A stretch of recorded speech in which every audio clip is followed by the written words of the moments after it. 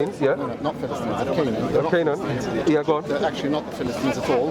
And that was at the time then when the Jews entered the land of Israel. Okay. That actually doesn't apply for the rest of the time. Okay, but the wiping out of Amalek does. Yes. And the wiping out of those people by today's land. We don't know who the Amalekites are. That's fine. But today's standard, with the wiping out of those 7 tribes from the land, would that be considered ethnic cleansing? Yes. So just on record now, you believe you are, because our religion doesn't have anything like this.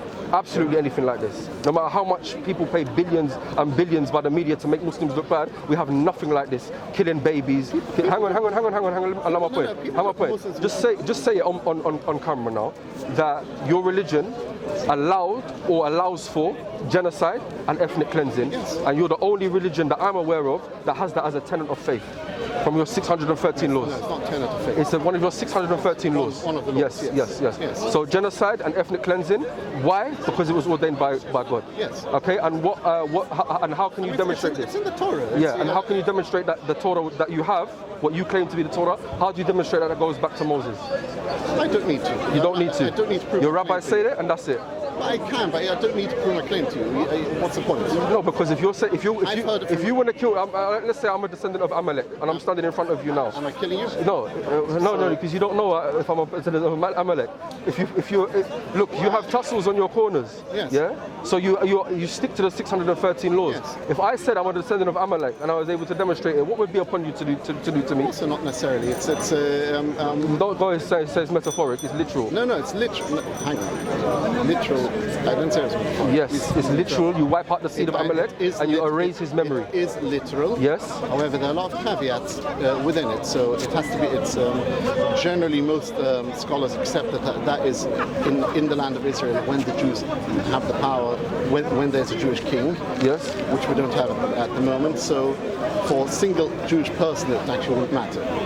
However, yes, that is one of the laws of the Torah. You have to go to Rambam. That's fine. And to smash the baby's head against the rock as well. No, that is not the commandment. That was given to Joshua, though. No, that is actually what also in Psalms King David says. Yeah. Yes. To smash the baby's head against the rock and not feel no mercy. No, vengeance is a great thing. When people, on the baby. When someone rises against the people of God, yes, we have to take vengeance. And smash the baby, smash their babies. Yeah, smash their babies. Can you see any parallel with what's happening in Gaza today and the commandments that you have? No. You don't see that these same laws are being invoked? No. You don't see that? No. Amalek, we will destroy Amalek. Netanyahu said this himself. Yes, this is the language that's been fed to the idea of soldiers. Yes, it is. Don't lie. This is you told me earlier. Google it. I'm going to Google it now. Yeah, but don't say don't lie. I don't lie. No, but maybe you're misinformed. I'm not misinformed. Maybe I think you are, because I've seen it clearly. You have generals. You have people claiming that, listen, this is Amalek. We're going to wipe them out. Netanyahu himself says this. Maybe. What do you mean maybe? No, everybody's seen this except for you, and you're telling me that you're correct. I'm not saying anything. What you're doing is like, do you have to do? You're not allowing me to finish. Go on. That's what you're saying. Yeah, go on. No. Now you're being rude, mocking me. Go on. Let me finish. Go on. What Netanyahu did say is he invoked the biblical verse. You should wipe out the. And who's mentioning that biblical verse? Wipe out the seed of Amalek. And he applied it to who? Hang on, you're not naming it. Go on. Arguably, you could say what I think he meant was Hamas. However, that's not policy. There's just rhetoric in a speech. This is the rhetoric. This is the same thing that George Bush said, we're going to go on a crusade to Iraq. This is the language that the people are using that's in the back of their minds when they're fighting.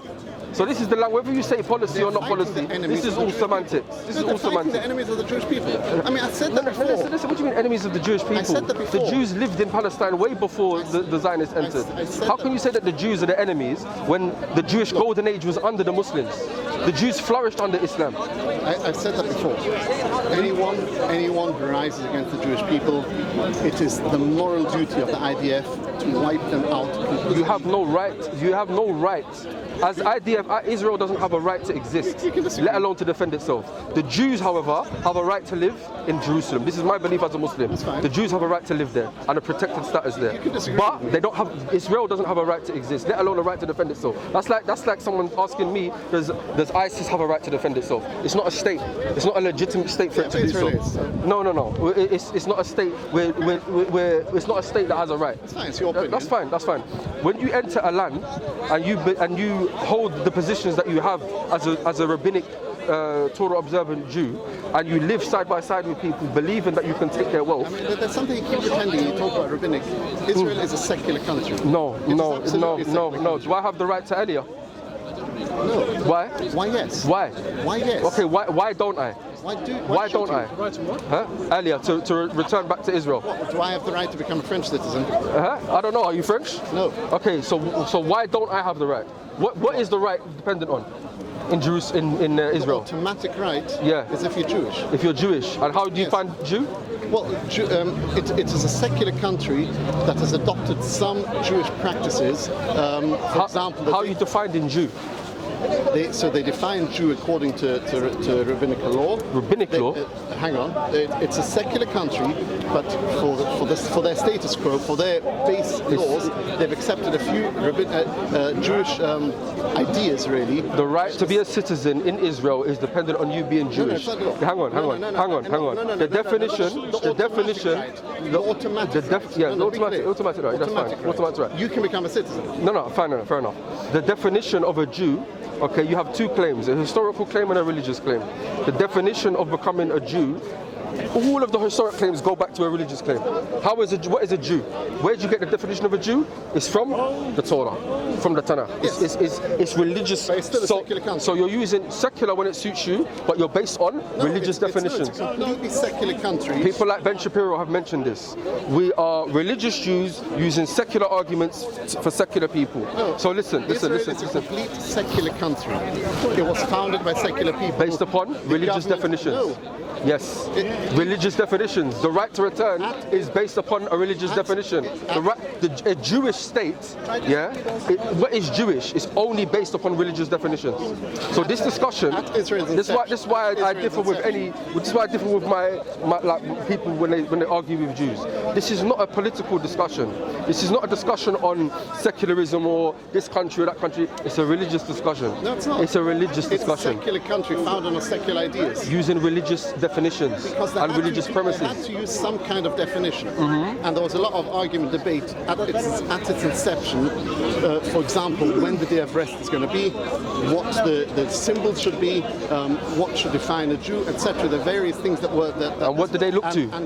Well, they looked for a lot of them. They looked to. Where did they look to? Where did they look to? They looked to history, to precedent, to the many Jews who came there, and after lots of back and forth, it was decided that these kind of ideas, who is a Jew, Day of Rest, and some other things are going to be decided by what the religious law. The religious law. However, these are just these things that were set at the time as the definition of a Jew at the time in the secular country. But it's still a secular country, secular ideas, secular government, and Tel Aviv is a completely secularist town. But they don't apply Jewish law in any way, shape, or form. How are the Jewish people that wanted to make Israel? Okay, what held them together? What bound them? Was it their DNA? No, what bound them was the shared history. The shared history of where? Of the Jewish people. And how is that defined? The Jewish people. As a Jew, is defined by the Bible. The Jewish people are both a tribe, an ethnic group, and a religion. Yes. So you can join Judaism, you can join the Jewish people, but you're also automatically Jewish.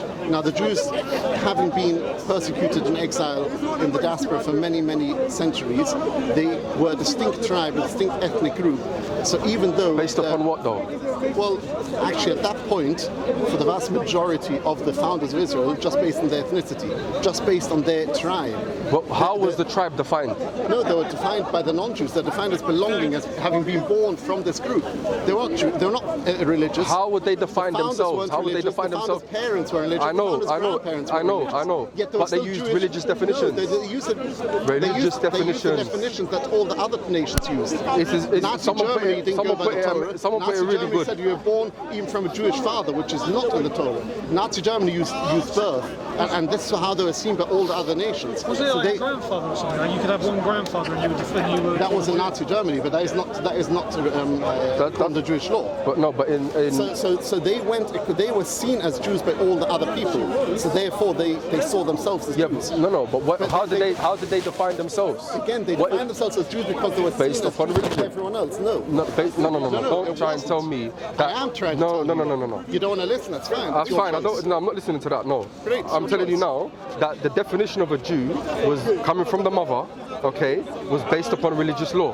This is how you know who's a rabbi, who's a Levite, and who's not. Okay. Levites from the father. Okay, but you know who the tribes are. The tribes are from the father. Okay, but the Jewishness is from the mother. Yes. Exactly. But you know your tribes, you know your Jewishness. Hang on. You know this Tell me from. why Israel is not a secular state, not founded on secular principles. Go back to that. You know this from the religious texts. And what's your point? My point is that this is a religious discussion. Are you saying Israel is a religious state founded on religious laws? No, I'm not saying. On religious principles. I'm saying that there are religious principles underpinning it, yes. Absolutely. When we see Netanyahu himself taking lessons and advice from the Lubavitcher as his main guide before he was in the UN, we know that this is a religious motivation. This is religious motivation. When he quotes Amalek, which is found in the Bible, knowing the 613 laws, one of them is... When he quotes a biblical verse, hang on. Israel is founded on religious laws. I never said that. I said it's underpinning it. I said it's underpinning it. Not even not underpinning it. I'm saying it's underpinning it. I'm saying it's underpinning it. Israel's not guided by religious laws in any shape or form. Listen, you admitted earlier that it is secular when it's secular, but it has a religious. They use religious definitions. There's some religious flavour. There's historical Jewish flavour, and there's more about history. No, but this is what underpins it. No, it doesn't. It is, and I'm explaining why. I mean, it's like saying that the Christian values underpin the British values, but Britain is a secular country. Why that land? Why that land? Why Israel had that land when they've been offered Uganda and they've been offered... Why that land? Yeah, why that land? Because it was a Jewish homeland for 1,300 years, a Jewish kingdom. Where does it say that? We had it. History says it. The history, and when you go back to the history is self-defined by religious texts. Hang on. That's fine. But we know now that when they've done DNA studies, the Palestinian Arab Muslim shares more in common with the Mizrahi Jew than the Ashkenazi Jew. How is it? I don't think that's true. This is DNA studies. Maybe you don't like DNA studies, but that's not our problem. The Ashkenazi Jews are their closest relative is the Sicilians. So we know that there were 12 tribes. There were lost tribes. Those lost tribes, they became enveloped into the surrounding tribes there. They never left. They're still there. They're the descendants. If you do the DNA of a Palestinian, he's going to have some Sephardic or some Mizrahi or some Yemenite. They're going to have... The question of what is a Jew is complex, and yes, it's a mix of religion and race. Yeah. So why that land? Why that land? That land is because it's a Jewish homeland. And it's nothing to do with... Was it promised to the Jews? It's got nothing to do with being promised to the Jews. It's got nothing to do with being promised. If you look in the Declaration of Independence, it says very clearly, because this is where our whole identity was shaped. When? About 1900 years ago. 1900 years ago. Our identity was shaped. We had a kingdom spanning 1300 years. That is a long time. So do you believe that people now... Our identity was shaped. Now this was a secular declaration. That God isn't mentioned at all. And in fact what is mentioned is we call upon the Arabs to stay here on the basis of equal citizenship, because they did not want to exile any Arabs. It's only the ones who wage war. They lost their... Do you believe now that people... secular country. Do you believe now that are people who have maintained their identity for over 1,900 years but have come from a different place? Do you believe they have a right to that original place? For example, the Irish. The Irish, they're said to be Celts that originated from Anatolia and Turkey. Do you believe the Irish have a right to return and right to claim the land in Turkey? Is Turkey a sovereign country nowadays? Turkey is, yeah. Yeah, good. It wasn't a cultural. That wasn't cultural. That was genetic. Yeah, but why does it have to be cultural? Why does it have to be? Because that's what the whole point of the declaration is. Hang on. How? If the Irish, I'll tell you. if the Irish, they're Celtic origin. that Celts are said to come from Anatolia. Celtic is not one group though. It's a No, load that's of fine. different That's fine. groups. But they're said to migrate through Europe from Anatolia. Do they have a right to go back to Anatolia? It's not just Anatolia. It was actually also north of the... Forget the semantics of it. Do they have a right to go back to No, Anatolia? that matters if Is they're going Turkey- not is in Anatolia. Turkey that sovereign? matters. If it's not Do they Anatolia, have, okay, Anatolia and everywhere else on the way? Is Turkey sovereign? well, again, it's not their culture, so no, I would say no. Is Turkey sovereign? Is Istanbul sovereign? Is Turkey Is sovereign? Istanbul on it? No, sorry. Is Bodrum sovereign? No idea what that is. Bodrum is one section, one area of Turkey. Does it belong to Turkey? It belongs to Turkey. Okay, is Turkey a sovereign country? Turkey sovereign. Great. Palestine Yeah. wasn't. Palestine. The British mandate of Palestine, to give it its full name, was an administered area by the British mandate, and before that it was a colony, a Turkish colony, and before that it was a colony of other countries, all the way back to the Roman colony, because it was always a colony ever since the Romans expelled the Jews. It was always a colony, never sovereign, because Israel, the land of Israel, the Holy Land, never gave itself away to become sovereign for anyone else.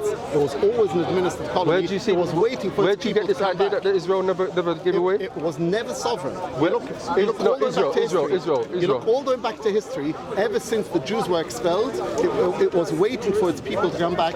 It never became sovereign. What? Show me one Hang time on. in history when it was sovereign. So it was always a so colony. So the Romans, when they had, It was a colony, a Roman colony. so the Romans controlled Israel. Yes, Okay. that was a Roman colony. Okay. It never became sovereign. No other nation ever made its place there. It was always a colony of someone else. That's not true. Yes. The Kingdom of Jerusalem during the Crusades. That was an independent state. The Kingdom of That wasn't the Crusades. Yeah, but it was an The independent Vatican, a colony No, of the but Vatican. it wasn't a colony, it was an independent state. All right, it was ruled by foreigners, but It was a papal colony. So why do you believe the Jews were expelled from Jerusalem by the Romans?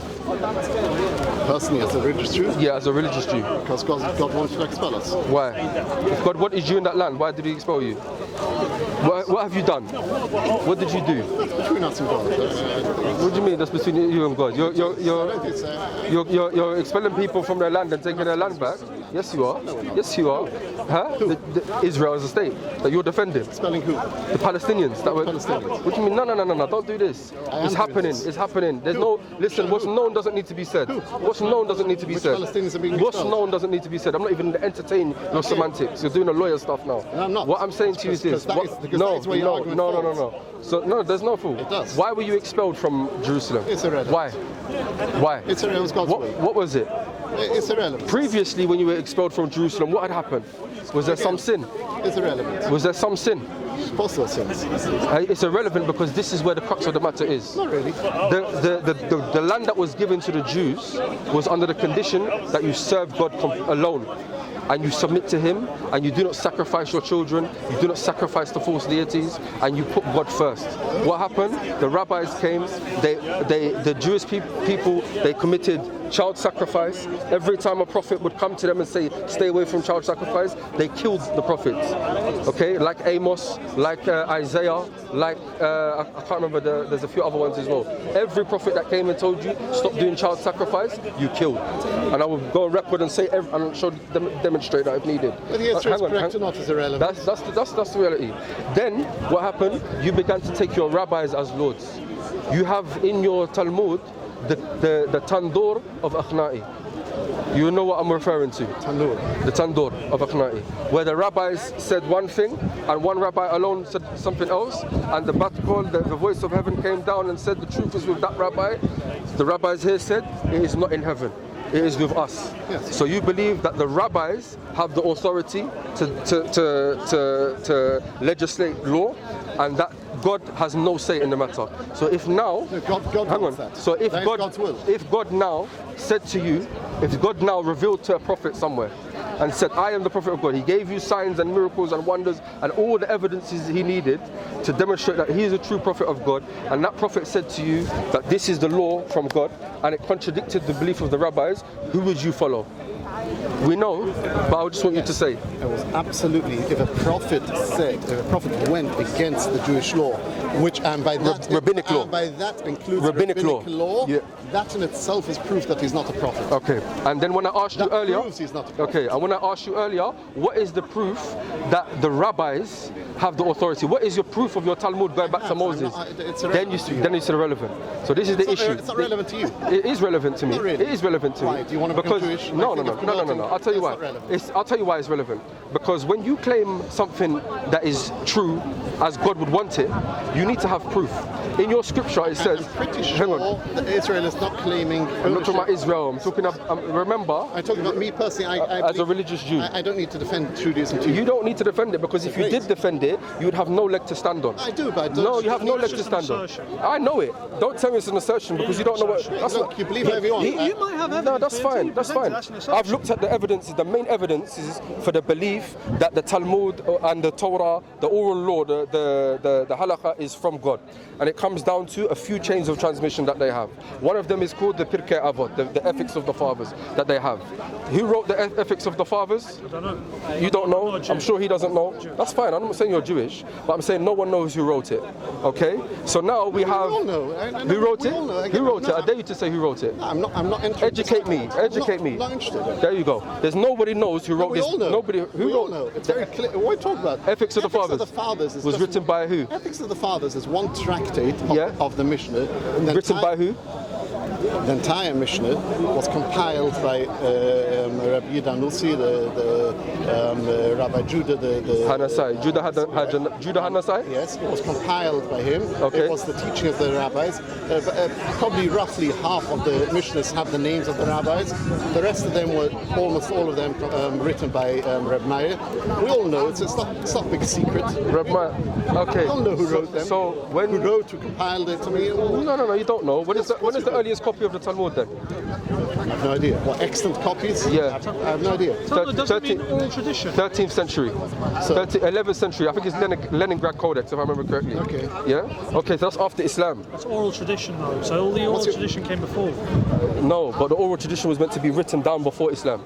Again, just because we have the earliest copy we have is from there doesn't mean that's the I'm earliest not copy. debating. No, but if you want to religion. establish that it's correct, you need to. It's a way to substantiate it. If you can't do it through manuscript Establish tradition, why? huh? Establish Because you're why? saying God is pleased with the rabbis legislating their law, and God is pleased. Yeah, when it says, for example, smash the baby's head against the rock. Before I smash a baby, if I'm a rabbinic Jew, Are you? if I'm a rabbinic Jew and I'm going to smash a baby's head against the law, I want to know that that's from God. Does that say in the Torah? Smash the baby's head against the rock and do not say in the feel mercy for Torah? them. It says in Psalms. In Psalms, yeah. Yes, that's not the rabbis. Tanakh. No. Yes. I'm talking about all of That's the. not the rabbis. Hang on. I'm talking about all of the law. I'm including the oral and the written. Are you an Orthodox Jew? No. So why does it matter to you? I'll tell you why. Because when I see somebody about to smash the head of a baby against a rock, okay, like You can stop him. huh? can stop And him. they tell me that we have religious. When you see someone about to smash the head of a baby, you can stop Okay, him. okay. Now, what's- I'm seeing it happen in Gaza, and I'm stopping them. That's what I'm doing now. Now? Okay. You're talking to me. Yeah. Okay. Now you're the one that's justifying Israel's actions Yeah, in but hang Gaza. on, are you stopping them? I'm mentioning what I'm saying. Okay, great. Yeah, okay. So when I see somebody about to smash a baby's head against a rock, believing he has religious justification No, from God's got God. nothing to do with Hang on. If I'm hypothetical situation, we can't think of any situation where we see people doing it in the name of. we go Hang in on, circles. you're cutting me now. You can't see any situation where we can Because see. you're repeating the same nonsense. Because you're not said letting it me finish. before. You're not letting me Because finish. of- You don't like this subject. That's what No, it is. I don't care about so the let me just subject. finish the I can't point. bother to argue My with point is, stupid- that's fine. I'm stupid to you because No, I'm a you're goy. saying stupid Because I'm a arguments. goy or what? No, Hear the it's just subject because of then. you. It's That's fine. Hear the subject then. Absolutely. So when I'm seeing a person smash the head of a baby against a rock and he believes he has religious justification from him, and I ask him for where's your chain of transmission, for how do you know that this is from God? How do you know this is from David? Or how do you know that's from Moses? And he tells me, we have a chain of transmission in the Talmud. This is just passed down from our rabbis. That's what I'm picking up. That's what I want to show. Hang on. The rabbis entered something. You mentioned Rabbi Meir earlier. There's a narration that mentions anything that has no source attributed to Rabbi Meir. Anything that has no source, if you want it to stick, attribute it to Rabbi Meir. So when you said, yeah, we know Rabbi Hanasai, he's the one who compiled this, and we know Rabbi Meir, he's the one of the main. Why Rabbi Meir? You mentioned Rabbi Meir. Why? Because any statement that you find is from the Stamaim. You know the Stamaim?